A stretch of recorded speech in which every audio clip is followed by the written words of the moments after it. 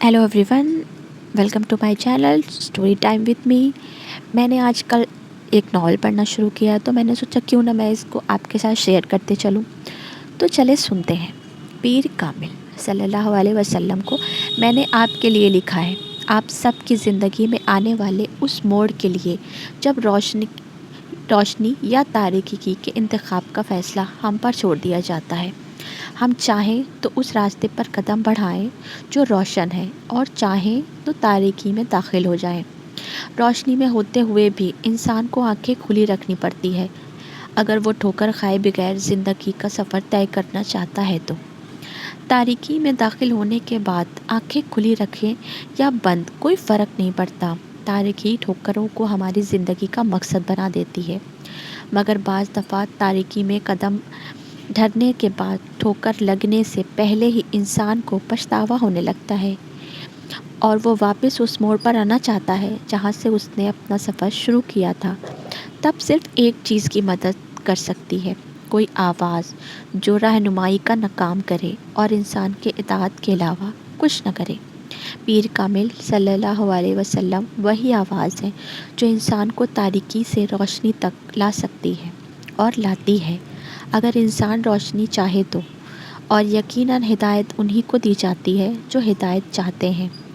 आए एक बार फिर पीर कामिल को सुने। तो कहानी की शुरुआत यहाँ से शुरू होती है। यह है पहला पार्ट।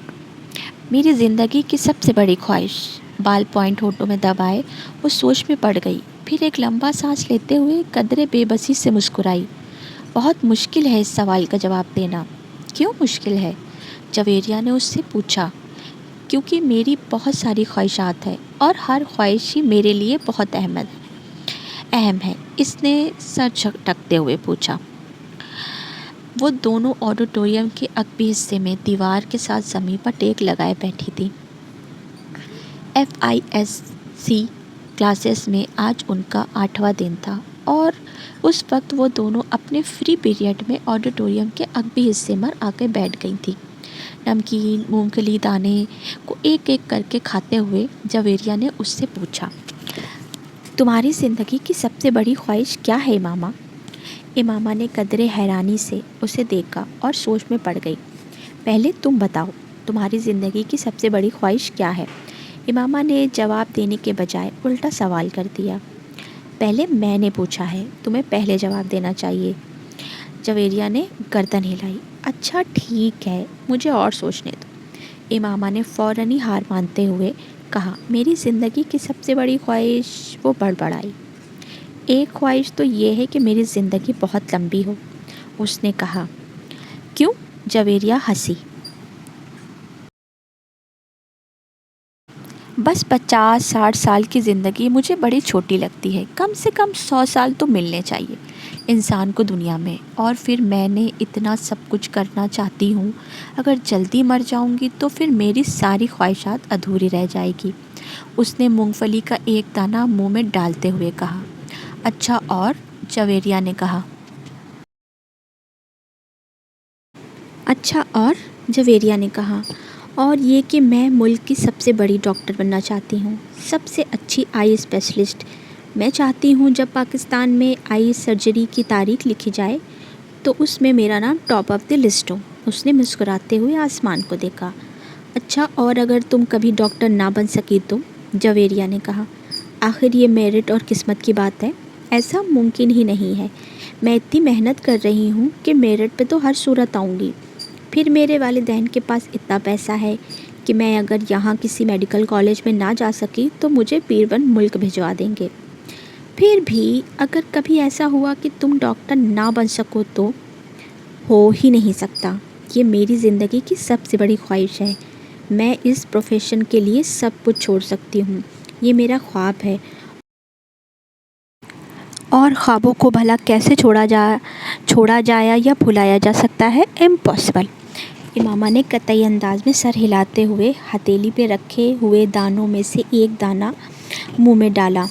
ज़िंदगी में कुछ भी नामुमकिन नहीं होता, कभी भी कुछ भी हो सकता है। फ़र्ज़ करो कि तुम डॉक्टर नहीं बन पाती तो फिर तुम क्या करोगी? کیسے ریئیکٹ کرو گی؟ امامہ اب سوچ میں پڑ گئی۔ پہلے تو میں بہت روں گی، بہت ہی زیادہ، کئی دن، اور پھر میں مر جاؤں گی۔ جویریہ بے اختیار ہنسی۔ اور ابھی کچھ دیر پہلے تو تم یہ کہہ رہی تھی کہ تم لمبی زندگی چاہتی ہو، اور ابھی تم کہہ رہی ہو کہ تم مر جاؤ گی۔ ہاں تو پھر زندہ رہ کر کیا کروں گی؟ ساری پلاننگز ہی میری میڈیکلز کے حوالے سے ہے، اور یہ چیز زندگی سے نکل گئی تو پھر باقی کیا رہ جائے گا؟ یعنی تمہاری ایک بڑی خواہش دوسری بڑی خواہش کو ختم کر دے گی، یہی سمجھ لو تم۔ تو پھر اس کا مطلب تو یہی ہوا کہ تمہاری سب سے بڑی خواہش ڈاکٹر بننا ہے، لمبی زندگی پانا نہیں۔ تم کہہ سکتی ہو۔ اچھا، اگر تم ڈاکٹر نہ بن سکی تو پھر مرو گی کیسے؟ خودکشی کرو گی یا طبی موت؟ جویریہ نے بڑی دلچسپی سے پوچھا۔ طبی موت ہی مروں گی، خودکشی تو کرنی ہی نہیں سکتی، امامہ نے لاپرواہی سے کہا۔ اور اگر تمہیں طبی موت آ نہ سکی تو؟ میرا مطلب ہے جلد نہ آئی تو پھر تم ڈاکٹر نہ بننے کے باوجود بھی لمبی زندگی گزارو گی؟ نہیں، مجھے پتہ ہے کہ اگر میں ڈاکٹر نہ بنی تو پھر بہت جلد مر جاؤں گی، مجھے اتنا دکھ ہوگا کہ میں تو زندہ ہی رہ نہیں سکوں گی، وہ یقین سے بولی۔ تم جس قدر خوش مزاج ہو، میں کبھی یقین نہیں کر سکتی کہ تم کبھی اتنی دکھی ہو سکتی ہو کہ تم رو رو کے مر جاؤ، اور وہ بھی صرف اس لیے کہ تم ڈاکٹر نہیں بن سکی۔ لکس فنی، جویریہ نے اس بار اس کا مذاق اڑانے والے انداز میں کہا۔ تم اب میری بات چھوڑو، اپنی بات کرو، تمہاری زندگی کی سب سے بڑی خواہش کیا ہے؟ امامہ نے موضوع بدلتے ہوئے کہا۔ رہنے دو۔ کیوں رہنے دو؟ بتاؤ نا، تمہیں برا لگے گا، جویریہ نے کچھ ہچکچاتے ہوئے کہا۔ امامہ نے گردن موڑ کر حیرانی سے اسے دیکھا۔ مجھے کیوں برا لگے گا؟ جویریہ خاموش رہی۔ ایسی کیا بات ہے جو مجھے بری لگے گی؟ امامہ نے اپنا سوال دہرایا۔ بری لگے گی، جویریہ نے مدھم آواز میں کہا۔ آخر تمہاری زندگی کی سب سے بڑی خواہش کا میری زندگی سے کیا تعلق ہے کہ میں اس پر برا مانوں گی؟ امامہ نے اسے اس بار قدرے بے الجھتے ہوئے انداز میں پوچھا۔ کہیں تمہاری یہ خواہش تو نہیں کہ میں ڈاکٹر نہ بنوں؟ امامہ کو اچانک یاد آیا۔ جویریہ ہنس دی۔ نہیں، زندگی صرف ایک ڈاکٹر بن جانے سے کہیں زیادہ اہمیت کی حاصل ہوتی ہے، اس نے کچھ فلسفانہ انداز میں کہا۔ پہلیاں بجھانا چھوڑ دو اور مجھے بتاؤ، امامہ نے کہا۔ میں وعدہ کرتی ہوں میں برا نہیں مانوں گی، امامہ نے اپنا ہاتھ اس کی طرف بڑھاتے ہوئے کہا۔ وعدہ کرنے کے باوجود میری بات سننے پر تم بری طرح ناراض ہوگی، بہتر ہے ہم کچھ اور بات کریں، جویریہ نے کہا۔